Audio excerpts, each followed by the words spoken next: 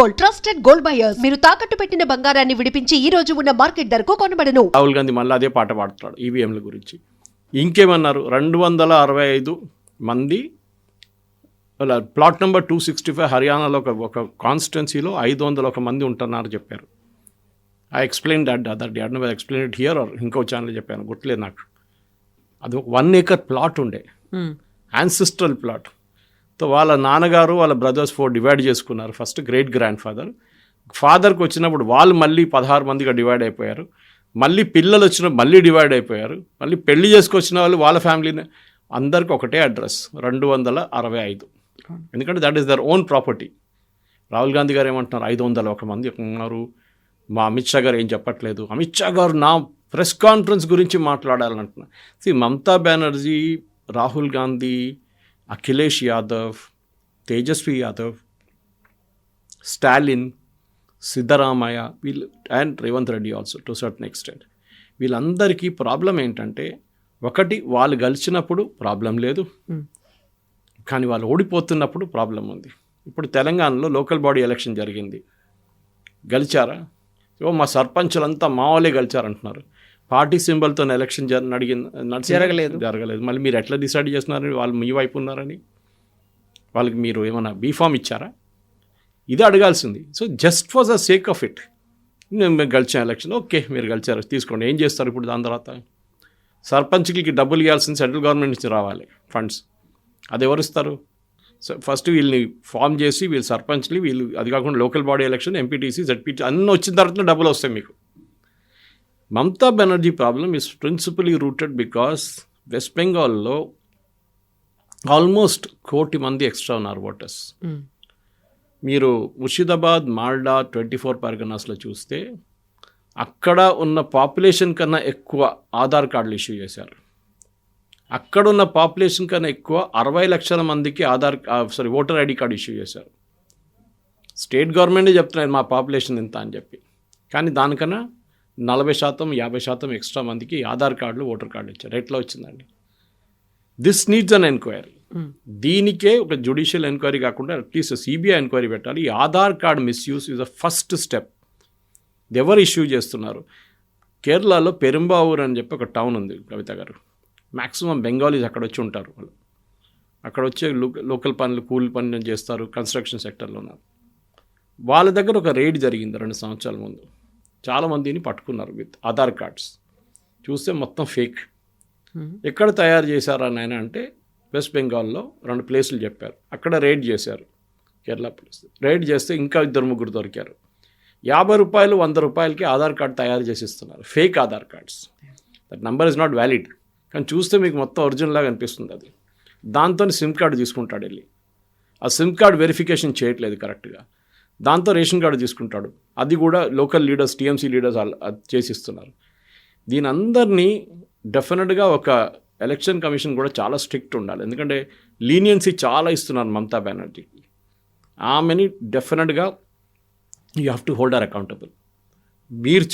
మీరు ఒక chief minister of a state, మీరు బిఎస్ఎఫ్ మీద దాడి చేయమంటున్నారు, మీరు ఎలక్షన్ ఆఫీషియల్స్ మీద దాడి చేయమంటున్నారు.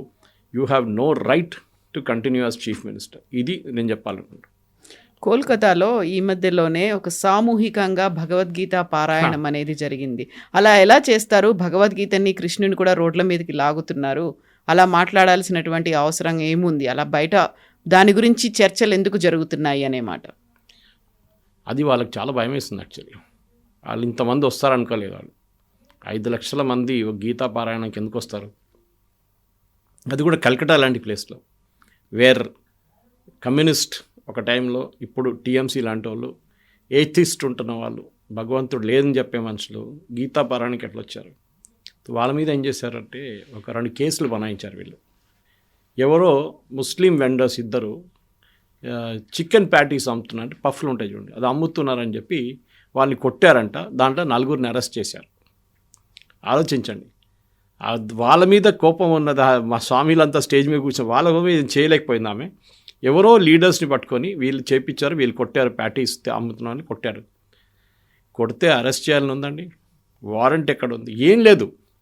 అంత వైలేషన్. సుప్రీంకోర్టు గైడ్లైన్స్ మొత్తం వైలేట్ చేసి without warrant without giving a notice వీళ్ళని అరెస్ట్ చేశారు. ఎందుకు? ఎవడో సమోసాలో ప్యాటీస్ అమ్ముతున్నామని కొట్టాడని చెప్పేసి. మీరు కమ్యూనల్ డిస్టర్బెన్స్ తీసుకొస్తున్నారని చెప్పి లేటెస్ట్ స్టేట్మెంట్ మమతా బెనర్జీ ఈ గీతా పారాయణం చేసిన దాన్ని కమ్యూనల్ సిచ్యువేషన్ చేస్తున్నారు, ముస్లిమ్స్ని కొడుతున్నారు. That fellow who was beaten పారిపోయాడు. He was a Bangladeshi.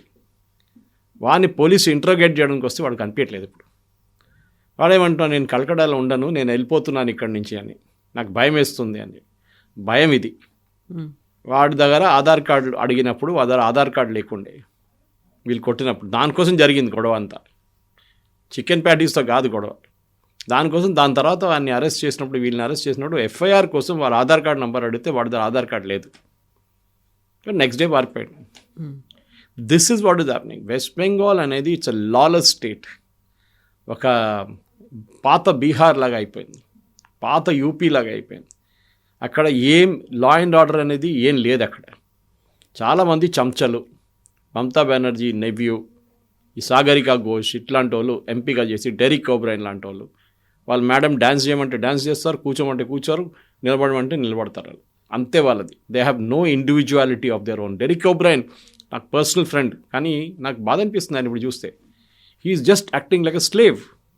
Educated మనిషి. వాళ్ళ father Neil O'Brien was Oxford university president ఉండే కలకట్టాలో. First brand equity quiz organize చేసినప్పుడు బెంగళూరులో నేనున్నాను. ఆ టైంలో బెంగళూరులో I was working in Times of India those days. కూర్చొని మేము ఇద్దరు కూర్చొని క్వశ్చన్ తయారు చేసాం బ్రాండ్ ఈక్విటీ క్విజ్. అంత ఎడ్యుకేటెడ్ మనిషి కూడా ఆయన మాట్లాడుతున్న దానికి లాజిక్ లేదు. ఇప్పుడు అస్సలు లాజిక్ లేదు. ఒకసారి నాకు అనిపిస్తుంది అసదుద్దీన్ ఓవైసీ గారు మాట్లాడుతున్నారు, ఆయన his logic is far better than these fellows అని. అసలు మీరు ఒక ఎలక్షన్ కమిషన్ క్వశ్చన్ చేసిన ఆ రోజు వెళ్ళారు వీళ్ళందరూ కలిసి ఎలక్షన్ కమిషన్ దగ్గర వెళ్ళారు. ఒక నెల కాలేదు, 3 వారాల ముందు టీఎంసీ డెలిగేషన్. ఎవరు? సాగరికా ఘోష్, మహువా మొయిత్రా, వీళ్ళందరూ వెళ్ళి లబో అని తిట్టారు ఆయన్ని. అక్కడ వెళ్ళి లైవ్ బ్రాడ్కాస్ట్ చేయమంటే ఆయన చెప్పారు నేను చేయను. ఒక మీటింగ్కి వచ్చారు, మీటింగ్లో కూర్చోండి మీరు వినండి అని చెప్పారు. తర్వాత ఆయన తీసి ఒక్క ఫిగర్ తర్వాత ఒక ఫిగర్ వేసిండు. ఇంతమంది ఈ కాన్స్టిట్యున్సీలో కనిపించట్లేదు, ఇంతమంది కనిపించట్లేదు, ఇంతమంది ఈ బూట్లో ఒక్కడు కూడా మ్యాపింగ్ కోసం ఎప్పుడు కూడా రాలేదు. నోరు మూసుకొని అందరూ వెళ్ళిపోయారు బయటికి. దిస్ ఇస్ ద సిచ్యువేషన్ అక్కడ వెస్ట్ బెంగాల్. నేను మళ్ళీ రిపీట్ చేస్తున్నాను కవిత గారు, they should be BJP West Bengal unit. అది పాపం వాళ్ళ దగ్గర ప్రాబ్లం ఏంటంటే అక్కడ వాళ్ళకి లోకల్ సపోర్ట్ ఎక్కువ రాదు. పోలీస్ దగ్గర నుంచి ఎవరి దగ్గర నుంచి అయినా కానీ, ఈవెన్ కోర్టు కూడా ప్రొటెక్షన్ ఇవ్వరు వాళ్ళు. సో వాళ్ళు ఏం చేయాలంటే they should go to supreme court, file a case. Election కమిషన్ని వాళ్ళని కంప్లీట్గా ఇది ఒక రీవర్క్ చేయమని చెప్పాలి. ఈ ఎలక్ట్రల్ రోల్స్ ఇప్పుడు దాకా చేసిన దాంట్లో 97%, 98% ఫామ్ రిటర్న్ వచ్చి, విచ్ ఇస్ నాట్ పాసిబుల్. యూపీలో 2 కోట్ల మంది దొరికారు, duplicate voters, dead voters, migrated voters. 2 కోట్లు. అఫ్కోర్స్ యూపీ బేస్ పెద్ద అనుకోండి, 22 crores. బట్ యోగి ఆదిత్యనాథ్ గారు ఏడుస్తున్నారండి. అక్కడున్న ముస్లిం పార్టీలు ఏడుస్తున్నారా? ఎవరు ఏడవట్లేదు. అఖిలేష్ యాదవ్ గారు ఇవాళ ఎక్కడున్నారు? హైదరాబాద్లో. ఆయన కోసం గ్రాండ్ రిసెప్షన్ ఇస్తున్నారు ఇక్కడ హైదరాబాద్లో. కాంగ్రెస్ పార్టీ మొన్ననే అని చెప్పారు, నాకు కాంగ్రెస్తో ఏ సంబంధం లేదు, మేము ఉత్తరప్రదేశ్ ఎలక్షన్ మేమే పోటీ చేస్తాం సపరేట్గా అని చెప్పి ఆయన ఇవాళ ఇక్కడ రిసెప్షన్ పెట్టారు వీళ్ళు. బహుశా వాళ్ళు ఆయన ఏం చెప్పారు యూపీలో వీళ్ళకి తెలియదు అనుకుంటారు. ఎనీవే, మమతా బెనర్జీ తిరిగి వచ్చినప్పుడు వెస్ట్ బెంగాల్ నేను కావాలంటే మీకు నెక్స్ట్ వీక్ డాటాతో సహా చూపిస్తాను మీకు how the entire thing has been manipulated.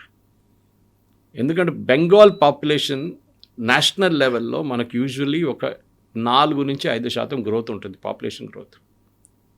ఒక సెంచరీ టు సెంచరీ, అంటే డికేడ్ టు డికేడ్. అంటే 2011 to 21 సెన్సస్ జరగలేదు. 2011లో జరిగింది, 21లో జరగలేదు బికాస్ ఆఫ్ కోవిడ్. ఇప్పుడు 26లో స్టార్ట్ అవుతుంది. ఈ 10 yearsలో వెస్ట్ బెంగాల్ పాపులేషన్ 14 నుంచి 24% దాకా కొన్ని డిస్ట్రిక్ట్స్లో పెరిగింది. ఎక్కడి నుంచి వచ్చారండి వీళ్ళందరూ? నేషనల్ యావరేజ్ 4 ఉన్నప్పుడు, 5 ఉన్నప్పుడు వీళ్ళకి 14 ఎక్కడి నుంచి వచ్చినాయి? This is the question we need to ask. కానీ అక్కడ ఎవరు అడగడానికి భయపడతారు. ఏమనంటే పోలీస్ కేసు ఇమీడియట్లీ మిమ్మల్ని అరెస్ట్ చేస్తారు. ఇదే సుప్రీంకోర్టు దీనికన్నా ముందు ఎవరో పంజాబ్ నుంచో ఎవరో యూపీ నుంచో ఒకరిని పట్టకపోతే ఇమీడియట్గా రిలీజ్ చేయండి అని చెప్పి ఆర్డర్ ఇచ్చారు. మొహమ్మద్ జుబేర్ ఇంకోడున్నాడు ఫ్యాక్ట్ చెకింగ్, ఆయన అరెస్ట్ చేసి రిలీజ్ చేయమన్నారు. కానీ మమతా బెనర్జీ ఒక అమ్మాయిని అరెస్ట్ చేసి, మమతా బెనర్జీ గవర్నమెంట్ ఆమెను 21 రోజులు జైల్లో పెట్టారు. జాదవ్పూర్ యూనివర్సిటీ ఒక ప్రొఫెసర్ ఒక వాట్సాప్ ఫార్వర్డ్ చేస్తే ఆయన జైలేశారు తీసుకు. అప్పుడు equality before law, human rights, freedom of expression అంతా పోయింది. అప్పుడు this lady needs be tackled. మీ చెప్పినట్లు ఈ స్టేట్మెంట్ ఇస్ వెరీ షాకింగ్. ఏ ముఖ్యమంత్రి కూడా చేయకూడదు ఇట్లాంటి స్టేట్మెంట్. కానీ డెఫినెట్గా నేను స్టాంప్ పేపర్ మీద రాసిస్తాను. ఆమె పొద్దున ఆమెని ఏమైనా కేసు వేస్తే ఇమ్మీడియట్గా ఆమె పాట మార్చేస్తుంది. లేదు నేను చెప్పలేదు, అసలు నేను ఇట్లాంటి మాటనే అనలేదు, మీడియా వాళ్ళు కావాలని చెప్పి రాసుకున్నారని చెప్తారు. సో బీఎస్ఎఫ్ని ఎందుకు టచ్ చేయాల్సి వచ్చింది? బీఎస్ఎఫ్ గురించి ఎందుకు అలా మాట్లాడారు? And why BSF people are not responding? ఎందుకని వాళ్ళు మాట్లాడారు? వాళ్ళు చేయరు because they have a paramilitary force. అది వాళ్ళకు ఒక డిసిప్లిన్ ఉంటుంది. వాళ్ళ డైరెక్టర్ జనరల్ రెస్పాండ్ అవుతారు, లోకల్ లెవెల్లో చేయకూడదు. మొన్న పార్లమెంట్లో మాట్లాడుతూ అమిత్ షా గారు ఒక స్టేట్మెంట్ ఇచ్చారు. మ్యాక్సిమం ఫెన్సింగ్ బంగ్లాదేశ్ వైపు ఉన్న స్టేట్స్ నుంచి, నార్త్ ఈస్టర్న్ స్టేట్స్ అంతా అయిపోయింది.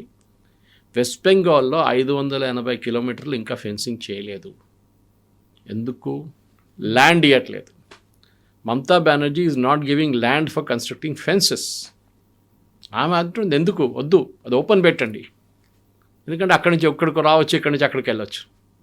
బెనడ్రిల్ సిరప్ ముందు స్మగ్లింగ్ చేస్తుండే, ఆవులు స్మగ్లింగ్ చేస్తారు, తెలంగాణ ఆంధ్ర నుంచి తీసుకెళ్తారు అక్కడ దాకా. దిస్ అమిత్ షా గారు మన పార్లమెంట్లో చెప్పారు. ఇది అక్కడ చేస్తున్న బెంగాల్లో ఆమె పెద్ద పెద్ద మాటలు అంటుంది. బీఎస్ఎఫ్ వాళ్ళు ఎందుకు అడ్డుకుంటలేరు, వాళ్ళు ఎట్లా లోపలికి వస్తున్నారు, మీదే తప్పు కదంటే, మీ ఫెన్సింగ్ వేయడానికి మీరు 500 కిలోమీటర్లు ఇంకా మాకు ల్యాండ్ ఇవ్వట్లేదు. మీకు గుర్తుంటుంది కవిత గారు, మొన్న ఒక సంవత్సరం ముందు అనుకుంటాను, బీఎస్ఎఫ్కి ఒక ఎక్స్ట్రా అథారిటీ ఇచ్చారు పంజాబ్ వైపు, వెస్ట్ బెంగాల్ వైపు. ఏంటంటే వాళ్ళు 80 కిలోమీటర్స్ దాకా ఇన్వెస్టిగేట్ చేయొచ్చు వాళ్ళ ఏరియా ఆఫ్ అది క్రాస్ అథారిటీ. ఎందుకంటే ఒక డ్రగ్స్ పట్టుకున్నాం అనుకోండి బార్డర్లో, ఆ డ్రగ్స్ పట్టుకున్నాడు వాళ్ళు పట్టుకొని వాళ్ళు ఫ్రెండ్ ఎవడో ఇంకో ప్లేస్లో ఉంటాడు, అక్కడ వాళ్ళు లోకల్ పోలీస్కి ఇస్తే వాళ్ళు ఇన్వెస్టిగేట్ చేయరు. సో బీఎస్ఎఫ్కి అథారిటీ ఇచ్చారు 80 కిలోమీటర్ దూరం దాకా మీరు వెళ్ళి ఇన్వెస్టిగేట్ చేసి వాళ్ళని పట్టుకురావచ్చు. ఏదైనా కానివ్వండి, it can be human smuggling, cattle smuggling, Benadryl syrup దొంగతనం చేయ, క్రాస్ బార్డర్ తీసుకెళ్ళదు, అన్నీ ఉండొచ్చు. అన్నిటికీ మీరు ఇన్వెస్టిగేట్, ఇమ్మీడియట్గా అబ్జెక్షన్. అటువైపు పంజాబ్ నుంచి ఏ అబ్జెక్షన్ రాలేదే, పంజాబ్ గవర్నమెంట్ అబ్జెక్ట్ చేయలేదు, వీమే అబ్జెక్ట్ చేస్తుంది. ఇప్పుడు కాదు, first time, not first time she is blaming BSF. చాలా టైంలో కూడా బీఎస్ఎఫ్ బ్లేమ్ చేసింది ఆమె. బీఎస్ఎఫ్ వాళ్ళు మహిళల్ని రేప్ చేశారని చెప్పి ఒక కేసు పెట్టారు. Finally that case was dismissed. ఈమె ప్రెషర్ కావాలని ప్రెషర్ పెడుతుంది. కరెక్ట్, బీఎస్ఎఫ్ కూడా హిందీలు అంటారు దూద్ మే దులేవి అని అంటే అంత ఇన్నసెంట్ ఏం కాదు వాళ్ళు. దీనికన్నా ముందు 2014 కన్నా ముందు వాళ్ళు దేవర్ టోటలీ కరప్ట్. ఈవెన్ 2015-16 కూడా కరప్ట్ ఉన్నారు వాళ్ళు. అమిత్ షా గారు ఫైనలీ కంట్రోల్ తీసుకొచ్చేదాకా డబ్బులు తీసుకొని మనుషుల్ని అక్కడి నుంచి ఇక్కడికి పంపించే కేసు ఉండేవాళ్ళది. ఇప్పుడు అందులో కూడా చాలా వరకు నార్త్ ఈస్ట్లో మనం గతంలో చూసాము, ఒక లేడీ అంటే చాలా వరకు కూడా తను ప్రొటెస్ట్ చేస్తూ ఉంటుంది కదా. కరెక్ట్, అందరు చేస్తారు. ఎందుకంటే సెక్యూరిటీ ఫోర్సెస్ మీద మీకు ప్రెషర్ పెట్టాలంటే ఫస్ట్ అలిగేషన్ రేప్ అలిగేషన్ పెట్టండి. ఎగ్జాక్ట్లీ, వాళ్ళు ఇమ్మీడియట్ డిఫెన్సివ్లో వెళ్ళిపోతారు. ఎందుకంటే అందరికీ వాళ్ళ ఆనర్ చాలా ఇంపార్టెంట్. రేపు ఈ కేసు క్లోజ్ అయ్యేదాకా వాళ్ళని సస్పెన్షన్లో పెడతారో, లేకుంటే ట్రాన్స్ఫర్లో పెడతారో, లేకుంటే లూప్ లైన్ పోస్ట్ పెడతారో, లేకుంటే డెస్క్ జాబ్ ఇస్తారో తెలియదు. సో అలిగేషన్ పెట్టంగానే వీళ్ళందరూ డిఫెన్సివ్లో వెళ్ళిపోతారు. రేపు మహిళలు వచ్చి ప్రొటెస్ట్ చేసి, మీకు గుర్తుంది కాశ్మీర్లో కవిత గారు ఎన్కౌంటర్ జరుగుతున్నప్పుడు ఒక అర్బన్ ఏరియాలో ఒక హౌస్ని ఒక టెర్రరిస్ట్ ఉన్న ఇల్లు సరౌండ్ చేసుకున్నప్పుడు సెక్యూరిటీ ఫోర్సెస్, మహిళలు వచ్చి పిల్లలతో సహా వచ్చి అక్కడ సెక్యూరిటీ ఫోర్సెస్ని సరౌండ్ చేస్తారు, మీరు ముందుకు వెళ్ళకూడదు అని చెప్పి. అవును, మహిళల్ని వాడుకుంటున్నారు అక్కడ. ఎందుకంటే వీళ్ళు షూట్ చేస్తే then that becomes a big law and order issue. ఇదే స్ట్రాటజీ మమతా బెనర్జీ యూజ్ చేస్తుంది. అండ్ డెఫినెట్గా వెస్ట్ బెంగాల్లో జరిగిన ఇప్పుడు దాకా జరిగిన ఇన్సిడెంట్స్ని ఎంక్వైరీ చేయాల్సింది. మమతా బెనర్జీ అండర్లో ఫార్మ్స్ ఇచ్చిన వాళ్ళని కూడా కంప్లీట్గా ఇంకోసారి రీఎవాల్యుయేట్ చేయాల్సి వస్తుంది. Original forms cannot be accepted. 2002 నుంచి వచ్చిన ప్రాజనీ మ్యాపింగ్ చేయాల్సింది. ప్రాజనీ మ్యాపింగ్ అంటే మీకు తెలిసి ఉంటుంది, మీ నాన్నగారు అమ్మగారు ఉంటే, కొడుకు ఇక్కడ కూతురు ఉంటే ప్రాజనీ మ్యాపింగ్ చేస్తారు వాళ్ళు. 22 సంవత్సరాల తర్వాత మీరు ఓటింగ్ ఏజ్కి వచ్చారా లేదా, లేకుంటే మీ 25-26 సంవత్సరాలు you can link your self. వేరే బోర్డ్స్ ఎక్కడ ఉన్నాయి, ఇదన్నీ ఉంటుంది. కానీ డెఫినెట్లీ మమతా బెనర్జీ అది కూడా అంగీకరించదు. కాదు, ఇప్పుడు చూడండి లిస్టు 18th అంటున్నారు, కానీ ఫైనల్ లిస్ట్ ఫిబ్రవరిలో వస్తుంది. కానీ 18 తర్వాత 22, 23 తారీఖు ఇప్పుడు హియరింగ్ పిలిచారు. almost as I can read it out to you, 34 lakh people have been called. Nearly 4% of state resources of the voters have been called for verification, hearing. 30 లక్షల మందిని హియరింగ్కి పిలిచారు. ఇది కాకుండా చనిపోయిన వాళ్ళు ఉన్నారు, ఇది కాకుండా డూప్లికేట్ ఓటర్స్ ఉన్నారు, ఇది కాకుండా మైగ్రేటెడ్ ఓటర్స్ ఉన్నారు, అది కాకుండా ఈ 30 లక్షలు ఉన్నారు. This is election commission data as of 12th of December. మీరు ఆలోచించండి, ఈ ఫిగర్ ఉంది. ఇప్పుడు డెఫినెట్గా మమతా బెనర్జీ, ఎందుకంటే చీఫ్ ఎలక్టర్ ఆఫ్ వెస్ట్ బెంగాల్ ఏం చెప్పారంటే లాస్ట్ డేట్ ఆఫ్ ఎన్యూమరేషన్ తర్వాత, విచ్ వాజ్ ఒరిజినల్లీ 11th, మేము ఎక్స్టెండ్ చేయబోతున్నాం 18 దాకా అని. 4 ఇప్పుడు ఉన్న దాంట్లో 7.6 crore ఓటర్స్ ఉన్నారు వెస్ట్ బెంగాల్లో. దాంట్లో 4% ఇది 4%. బీహార్ గుర్తుపెట్టుకోండి 64 లక్షలు. It is coming very close to that figure. ఆ ఫిగర్ వచ్చేదాకా డెఫినెట్గా ఎస్ఐఆర్ ఎక్సర్సైజ్ ఫినిష్ అయ్యేదాకా నా అంచనా ప్రకారం it will be nothing less than 80 lakhs. ఎందుకంటే వీళ్ళు ఏం చేశారు, తమాషా వినండి. ఆఫ్ దిస్ 29 lakh ఓటర్స్, దీంట్లో 34 లక్షల్లో 29.3 లక్షల ఓటర్స్ ఏం చేశారంటే, మీ నాన్నగారు అమ్మగారి పేరు ఉందా 2002లో అంటే వాళ్ళ పేరుతో లింక్ చేసుకున్నారు. 2002లో వాళ్ళ పేరు ఉంది, వాళ్ళ పేరుతో లింక్ చేసుకు, వాళ్ళ అమ్మగారు నాన్నగారు ఎక్కడ కనిపించట్లేదు. అది ఎట్లా చేస్తారండి అంటే, దెన్ గ్రాండ్ పేరెంట్స్ లేరు, ఎవరు కనిపించట్లేదు. సో డెఫినెట్గా ఇక్కడ ఉన్న ఎంక్వైరీ జరగాల్సిందే. How are they doing it? Uncollectable forms ఇంకోటి ఉంది, absent, duplicate and dead, collect చేయలేదు ఫార్మ్స్, అది 24.2 lakhs. Total 58 lakh uncollectable forms. 58 లక్షల అన్కలెక్టబుల్ ఫార్మ్స్ కలెక్టే చేయలేదు. అంటే వాళ్ళు లేరు. అడ్రస్కి వెళ్తే వాళ్ళ ఇంట్లో ఎవరు లేరు, అడిగితే పక్కన వాళ్ళకి తెలియదు, వీళ్ళు ఎక్కడ పోయా తెలియట్లేదు, వాళ్ళందరూ బంగ్లాదేశ్లో ఉన్నారు. So 58 lakh voters, I'm giving you data from the latest data which is uploaded at 10 o'clock ఇవాళ పొద్దున.